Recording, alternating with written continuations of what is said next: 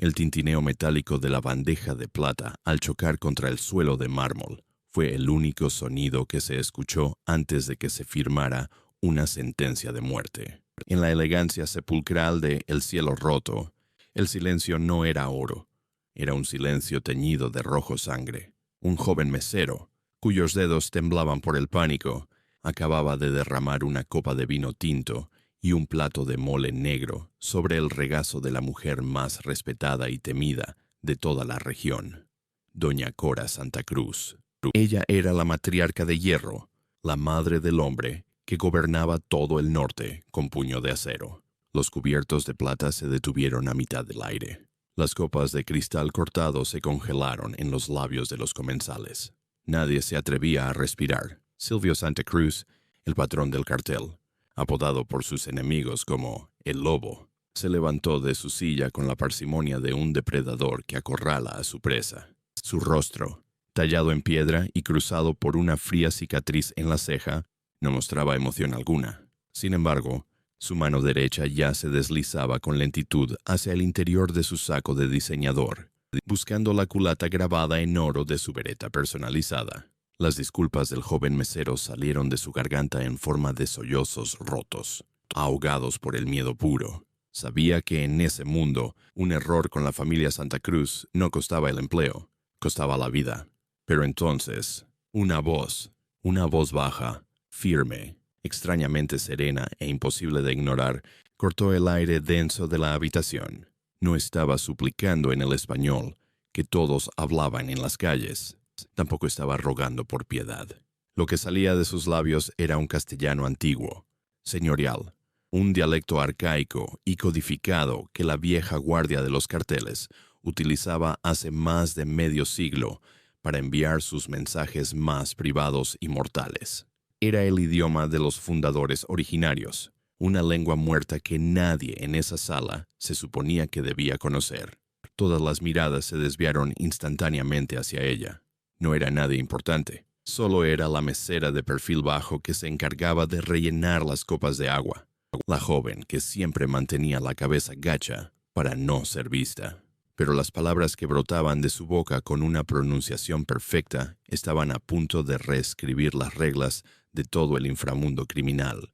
Si acabas de sentir un escalofrío recorriendo tu espalda, te aconsejo que te pongas cómodo y escuches con atención. Porque lo que estás por presenciar en Leyendas del Cártel no es una historia de mafia común y corriente. Este es el relato de cómo una mujer común, armada únicamente con las palabras de un lenguaje olvidado, logró poner de rodillas al imperio criminal más peligroso y sanguinario de la región. Mis estadísticas muestran que el 82% de las personas que escuchan nuestros relatos aún no se han suscrito al canal. Si quieres descubrir cómo el conocimiento oculto de Maya se convierte en la única llave para sobrevivir en un mundo donde la vida no vale nada, haz clic en el botón de suscripción ahora mismo y activa la campanita. Porque en los próximos minutos entenderás por qué la persona más peligrosa en el imperio de El Lobo no llevaba un arma en la cintura, llevaba un secreto en el alma. Ahora, entremos en el mundo de Maya. Maya Landa había perfeccionado el arte de volverse completamente invisible, a plena vista. En un lugar como El cielo roto, la invisibilidad no era una simple táctica de trabajo, era la delgada línea que separaba el seguir respirando del terminar sepultada en una fosa clandestina.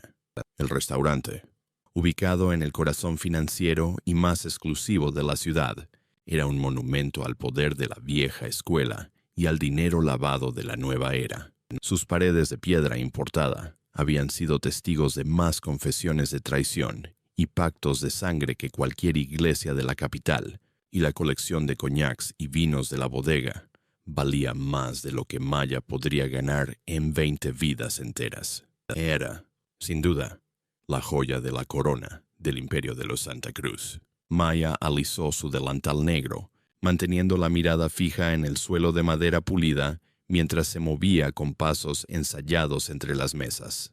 Tenía 24 años, el cabello oscuro rígidamente recogido en una trenza apretada y una camisa blanca que intencionalmente había elegido una talla más grande de lo normal para ocultar su figura. Ella no estaba allí para ser admirada. Estaba allí para ocultarse de un pasado que casi la destruye por completo.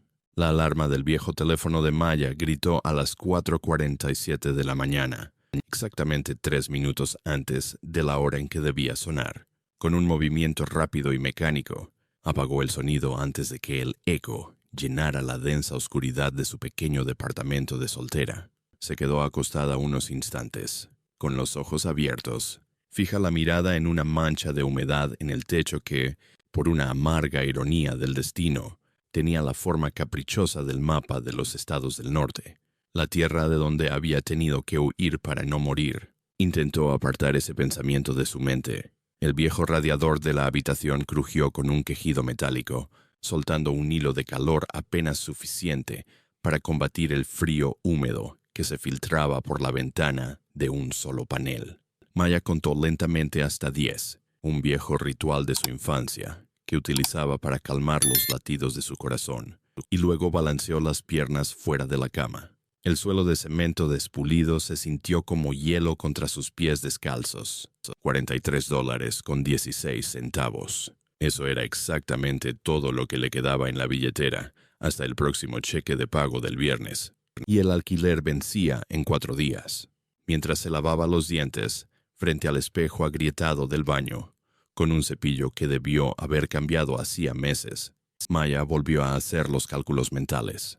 Los números se organizaban en columnas perfectas y limpias dentro de su cabeza, de la misma manera exacta en que su abuelo le había enseñado a estructurar el pensamiento cuando era una niña. 60 para el alquiler, 12 para la luz, 15 para la tarjeta del transporte público. Eso le dejaba aproximadamente $8 al día para comida, jabón y el saldo de un teléfono celular que siempre mantenía cargado al máximo por una sola razón, por si necesitaba correr, porque en su vida siempre existía la posibilidad inminente de tener que correr. En el reflejo desgastado sobre el lavabo, estudió su propio rostro con un desapego casi clínico. Había ojeras marcadas bajo sus ojos color avellana, y sus pómulos se habían vuelto demasiado afilados debido a las comidas que decidía saltarse para ahorrar un poco más. Con una eficiencia practicada, tiró de su cabello hacia atrás, trenzándolo con tanta fuerza que sintió un tirón doloroso en el cuero cabelludo. El dolor era bueno en su situación. El dolor te mantenía alerta. Te recordaba que estabas viva y que el peligro nunca dormía. El trayecto hacia la estación del transporte público le tomó 12 minutos, a través de calles desiertas que aún olían a la lluvia de la noche anterior, a basura acumulada y a promesas rotas de la gran ciudad.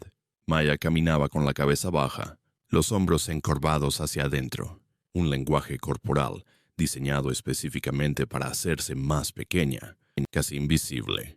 Había aprendido a navegar por el mundo como si fuera un fantasma, alguien que jamás resultaba lo suficientemente memorable como para merecer una segunda mirada de un extraño. Sin contacto visual, sin conversaciones innecesarias, sin dejar rastro. Sin embargo, todos los días, el miedo la seguía de cerca, como una sombra con dientes afilados que amenazaba con morderla al menor descuido. Cada rostro desconocido en el vagón del tren urbano podía ser el rostro de alguien que reconociera la línea firme de su mandíbula, los inusuales destellos dorados en sus ojos o esa forma de moverse tan controlada, tan extremadamente cuidadosa. Alguien que recordara el apellido Landa y la deuda de sangre que aún permanecía sin pagar en el norte del país.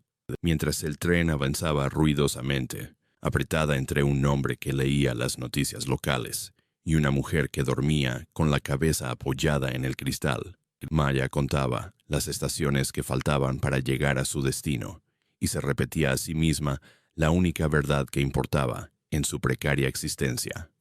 Mientras siguiera siendo invisible, seguiría viva. Pero mantener la invisibilidad se volvía una tarea monumental cuando trabajabas en el epicentro del poder del cartel. El restaurante El Cielo Roto no era un simple negocio de comida. Era el centro neurálgico donde se decidía el destino de miles de personas. El imperio de la familia Santa Cruz se extendía por todo el continente, Pero esa lujosa propiedad de piedra y madera fina era su santuario. Los murales de las paredes, pintados por artistas de renombre, representaban paisajes coloniales que le daban al lugar un aire de hacienda aristocrática, un refinamiento que contrastaba violentamente con la brutalidad de los hombres que se sentaban a sus mesas. Aquel día, la calma tensa del restaurante se rompió por completo con la llegada de la comitiva principal. El aire en el comedor principal cambió de inmediato, volviéndose denso y pesado, como el ambiente que precede a una tormenta eléctrica en el desierto. Silvio Santa Cruz, a quien todos llamaban el Lobo, debido a su naturaleza implacable y su capacidad para cazar a cualquiera que lo traicionara, entró al lugar escoltado por un ejército de hombres con trajes oscuros y auriculares ocultos. A sus 34 años, Silvio había consolidado el poder del cartel con una rapidez sangrienta que había dejado mudos a los antiguos capos de la región. Era un hombre calculador, educado en las mejores escuelas del extranjero, pero con una ferocidad salvaje que infundía un terror sagrado en cualquiera que se cruzara en su camino. Detrás de él caminaba doña Cora, una mujer de cabellos plateados y mirada severa, cuya sola presencia exigía que los hombres más peligrosos del país se quitaran el sombrero en señal de respeto. Maya se encontraba en la esquina del salón, sosteniendo una jarra de cristal con agua helada, intentando por todos los medios que sus manos no temblaran. Su supervisor, un hombre nervioso de apellido Treviño que siempre tenía la frente empapada de sudor, se le acercó al oído con la voz rota por la ansiedad. «Landa, limpia la mesa de la esquina de inmediato», le ordenó en un susurro desesperado. «La señora está bajando del salón privado y el patrón está de muy mal humor hoy. No los mires a los ojos, no hables si no te hablan. Haz tu trabajo y desaparece de su vista». Maya asintió en silencio, sintiendo cómo el pulso le golpeaba la garganta como un pájaro, atrapado en una jaula de hierro. Sabía perfectamente quién era Silvio Santa Cruz. En las calles, su nombre no se pronunciaba en voz alta, se susurraba con miedo, como si invocarlo pudiera atraer una desgracia irreversible. Mientras se acercaba a la mesa asignada para recoger los platos de postre que los comensales anteriores habían dejado, fue cuando ocurrió el desastre. Un joven ayudante de cocina, abrumado por la presión de tener al patrón a pocos metros de distancia, tropezó con el borde de la alfombra pesada. El impacto de la bandeja contra el suelo resonó como un disparo en la quietud del restaurante, y en un segundo de horror puro, el contenido de los platos terminó sobre el vestido de seda fina de doña Cora. El silencio que siguió a ese accidente fue absoluto, un vacío sepulcral donde el tiempo pareció detenerse. Fue en ese preciso instante de máxima tensión cuando Silvio Santa Cruz se levantó de su asiento y llevó la mano al interior de su saco. El joven mesero ya estaba de rodillas, llorando descontroladamente, pidiendo una piedad que en ese mundo rara vez existía. Maya, sabiendo que la muerte estaba a punto de ejecutarse en medio del restaurante, dio un paso al frente. El miedo que la había paralizado durante años se transformó en una chispa de pura adrenalina. Abrió la boca y, rompiendo su propia regla de oro de permanecer invisible, habló. Las palabras que salieron de su garganta no pertenecían al dialecto común de las calles, sino a ese castellano arcaico y protocolar de la vieja guardia, un código lingüístico que los fundadores del cartel original utilizaban para sellar pactos sagrados y pedir treguas de sangre. Era una estructura lingüística tan antigua y específica que doña Cora detuvo su queja al instante, y la mano de Silvio se congeló sobre la culata de su arma. Toda la atención de la mesa más peligrosa del país se centró, por primera vez, en la mesera que nadie había querido mirar. El velo de su anonimato se había roto para siempre. 2 horas habían pasado desde el incidente en el comedor principal, y las manos de Maya seguían temblando mientras se desataba el delantal negro en el área de descanso del personal. El restaurante finalmente había quedado vacío, sumido en una penumbra que estiraba las sombras sobre las paredes de piedra. Durante esas 2 últimas horas, Maya había atendido sus mesas como una sonámbula, con el corazón en la garganta, con la certeza absoluta de que en cualquier momento unos dedos de hierro se posarían sobre su hombro para exigir respuestas que no podía dar. Con un movimiento torpe por el cansancio y el miedo, tomó su abrigo gastado, desesperada por salir de ahí y perderse en la fría madrugada de la ciudad. Tan pronto se retira, señorita, la voz provino del umbral de la puerta. Era una voz suave como el tequila añejo, pero a la vez tan filosa como un cristal roto. A Maya se le congeló la sangre en las venas. Silvio Santa Cruz estaba de pie, bloqueando la única salida de la habitación, vistiendo todavía el impecable traje gris Oxford que llevaba durante la cena. Visto de cerca, el patrón era mucho más imponente y aterrador de lo que las leyendas urbanas sugerían. Era un hombre alto, de hombros anchos, con unos ojos oscuros que parecían calcular con una precisión matemática el peso exacto de tu alma y el precio de tu vida. La cicatriz que dividía su ceja izquierda era la única imperfección en un rostro de rasgos aristocráticos y duros. Yo ya iba camino a mi casa, señor, alcanzó a articular Maya, manteniendo la mirada fija en el tercer botón de la camisa de Silvio, evitando a toda costa ese contacto visual que su supervisor siempre le había prohibido. Señor, repitió Silvio, dando un paso hacia el interior de la habitación. De repente, el espacio se volvió asfixiante, ridículamente pequeño. ¡Qué formalidad! Especialmente para alguien que se atrevió a hablarle a mi madre con la misma confianza y el mismo dialecto que si fuera parte de nuestra propia sangre. No quise faltar al respeto. Patrón, solo intentaba calmar la situación. Intentaba ayudar. ¿Dónde lo aprendiste? La voz de Silvio descendió a un tono más bajo, un susurro que arrastraba una promesa implícita de violencia. Ese dialecto, ese castellano antiguo y cerrado. Mi madre no escuchaba esa forma de hablar, con esa cadencia exacta de los fundadores originales, desde que salieron huyendo de los viejos territorios del norte hace más de 50 años. Las pocas familias que hablaban así están muertas, o bajo tierra, o en el exilio. La mente de Maya trabajó a una velocidad vertiginosa, barajando una docena de mentiras, excusas sobre libros viejos o una supuesta facilidad para los idiomas. Pero cada idea se desmoronaba antes de que pudiera transformarla en palabras. Silvio la observaba con la paciencia de un lobo que sabe que su presa no tiene escapatoria. Basta. El mandato de Silvio cortó el aire como el chasquido de un látigo. No insultes mi inteligencia, muchacha. Ese código, esa pronunciación, no es algo que se aprenda en un libro de texto ni escuchando canciones viejas. Te criaste con eso. Te lo enseñó alguien que conocía las entrañas de la vieja guardia. Alguien que estuvo allí cuando se redactaron las primeras leyes del negocio. Así que te lo voy a preguntar una última vez. ¿Quién eres?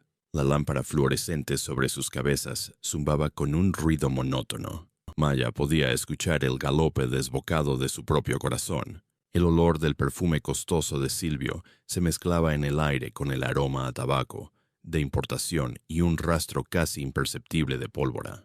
Un olor a poder puro y peligro. Mi nombre es Maya Preston, susurró, intentando sostener su fachada moribunda. Tu nombre legal. Tal vez. Silvio entrecerró los ojos, y una sonrisa carente de calidez asomó en sus labios. Pero hice 3 llamadas telefónicas a mis contactos en la capital desde que se sirvió el postre. Maya Preston apareció en los registros públicos hace exactamente 4 años, con un papeleo tan limpio y perfecto que resulta evidentemente falso, sin historial médico previo, sin antecedentes familiares, sin un pasado. Se inclinó hacia ella, tanto que Maya pudo ver los destellos dorados en sus pupilas oscuras. Dime tu verdadero nombre ahora mismo, o dejaré que mis muchachos lo averigüen a su manera. Y créeme, a ellos no les gusta hablar. A Maya se le cerró la garganta. Sintió que las paredes de metal de los casilleros a su espalda la aplastaban. El juego de las escondidas había terminado. El pasado, con toda su carga de sangre y fuego, la había alcanzado en esa pequeña habitación comunitaria. Landa pronunció en un hilo de voz, exhalando el aire que parecía haber retenido durante años. Me llamo Maya Landa. La expresión de Silvio no cambió drásticamente, pero algo se encendió detrás de sus ojos. Una chispa de reconocimiento, de cálculo frío y, por primera vez, un destello genuino de sorpresa. Sacó un paquete de cigarrillos del bolsillo interior de su saco. Encendió uno con su encendedor de plata que reflejó la cruda luz del techo y exhaló el humo denso hacia el revoco del techo. Landa, repitió, saboreando el apellido como si fuera un veneno conocido. La nieta del filólogo, el viejo Lorenzo Landa. Vaya, todos en el submundo dábamos por hecho que toda esa estirpe había sido borrada del mapa. Las piernas de Maya flaquearon, obligándola a apoyarse con fuerza contra los casilleros para no caer al suelo. Usted conocía a mi abuelo. Sabía de él. Todo el que tuviera poder sabía quién era Lorenzo Landa, dijo Silvio, estudiándola a través de la neblina gris del humo. El único hombre capaz de descifrar las escrituras de contrabando más antiguas del continente. El hombre que autenticaba los pactos de propiedad y los testamentos de las familias que la propia ley del gobierno ignoraba.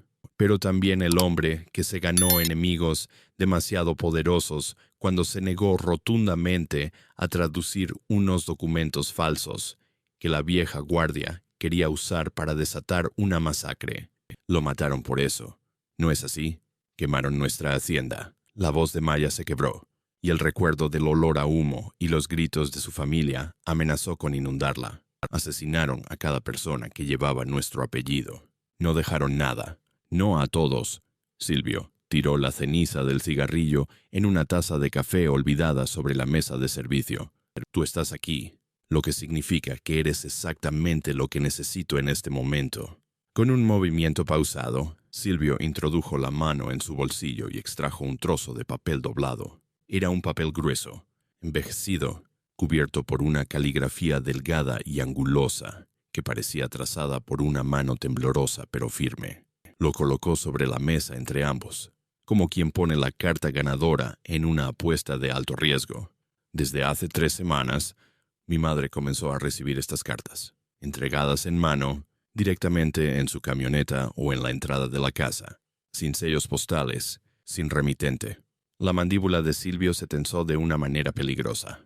Están escritas en un castellano tan antiguo, tan codificado, que ni siquiera los traductores académicos a los que les pago una fortuna han podido extraer un sentido lógico. Pero mi madre entiende lo suficiente para saber una cosa. Son amenazas de muerte directas contra ella y contra toda nuestra organización. Maya, con las manos trémulas, extendió el papel. La caligrafía era arcaica y las palabras fluían con la cadencia ceremonial de los pactos de sangre que su abuelo le obligaba a estudiar cuando era niña. La voz del viejo Lorenzo Landa resonó en su memoria mientras sus ojos recorrían las líneas. La descendencia de los lobos beberá de un pozo envenenado. La deuda de la traición se cobra cuando la luna mengua. La sangre responde a la sangre, y las viejas piedras del norte no olvidan. Hay 7 cartas más, dijo Silvio, con una tranquilidad que resultaba más aterradora que cualquier grito. Cada una es más específica que la anterior. Describen detalles que solo alguien que perteneció a las familias fundadoras originales podría conocer. El diseño de la casa de la infancia de mi madre, los nombres de los tíos que murieron en las balaceras de los años 70, la ubicación exacta de las tumbas familiares que no figuran en ningún registro civil. Y Maya levantó la vista, sintiendo la boca pastosa, seca por el miedo recurrente. Alguien de la vieja guardia viene por ella. Patrón. Y no es una amenaza cualquiera. No es un cualquiera. La mirada de Silvio se transformó en algo gélido. Little. Las cartas están selladas con una marca que no se veía en este negocio desde hace décadas. El consejo de la vieja guardia. Los verdaderos patriarcas que controlaban las rutas antes de que el negocio se llenara de estos jóvenes sin códigos. Las mismas familias a las que tu abuelo desafió cuando se negó a validar sus mentiras. A Maya se le heló la sangre. El pasado y el presente se habían unido en un nudo ciego. Y ahora que hablé en el restaurante, ellos saben que estoy viva, saben quién soy. Exactamente. Y tu única oportunidad de seguir respirando es quedarte bajo mi techo, bajo mi protección. A cambio, Vas a traducir cada una de las palabras de esas cartas. Vas a hacer mis ojos y mis oídos en un lenguaje que mis enemigos creen que yo no puedo entender. 2 días después, Maya se encontraba en la imponente biblioteca de la fortaleza de los Santa Cruz, una mansión rodeada de muros de alta seguridad y guardias fuertemente armados en una de las zonas más exclusivas de la ciudad.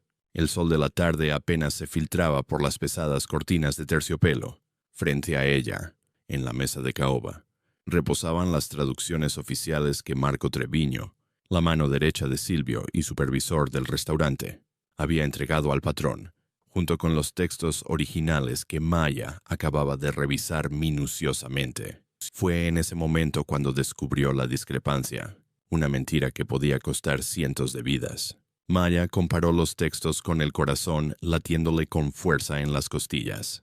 La octava carta estaba frente a ella, su propia traducción, basada fielmente en las reglas criptográficas de su abuelo. Decía: las viejas deudas pueden ser perdonadas si la estirpe de los lobos muestra respeto ante el consejo. El orgullo antes que la reconciliación solo traerá cenizas. Era una oferta implícita de negociación, un intento de evitar el derramamiento de sangre. Sin embargo, el informe que Marco Treviño le había entregado a Silvio decía algo completamente opuesto. El consejo exige la rendición incondicional y la entrega inmediata de todas las rutas del norte. El rechazo de esta oferta significará la guerra total. Maya sintió un frío recorrerle la espalda. Sacó las cartas anteriores y las colocó una al lado de la otra. Una por una, la verdad emergió como una constelación maldita, donde las cartas del consejo sugerían diálogo. Marco informaba de un ultimátum, donde los viejos patriarcas ofrecían una tregua. Marco fabricaba amenazas de muerte inminentes. Marco Treviño estaba provocando deliberadamente una guerra entre los Santa Cruz y el Consejo de la Vieja Guardia. Estaba manipulando al patrón para encender la pólvora. El gran dilema ético aplastó a Maya en el silencio de la biblioteca. Marco llevaba más de 30 años al servicio de la familia Santa Cruz. Controlaba a la mitad de los hombres armados del cartel y tenía la confianza ciega de Silvio. Ella, en cambio, era solo una mesera advenediza, una desconocida que llevaba apenas unos días en la casa. Si iba con Silvio y lo acusaba directamente, y el patrón decidía no creerle, Marco la mataría antes del amanecer. Pero si se quedaba callada, si permitía que la guerra estallara para salvar su propia piel, la mansión sería atacada y doña Cora sería la primera en morir en el fuego cruzado.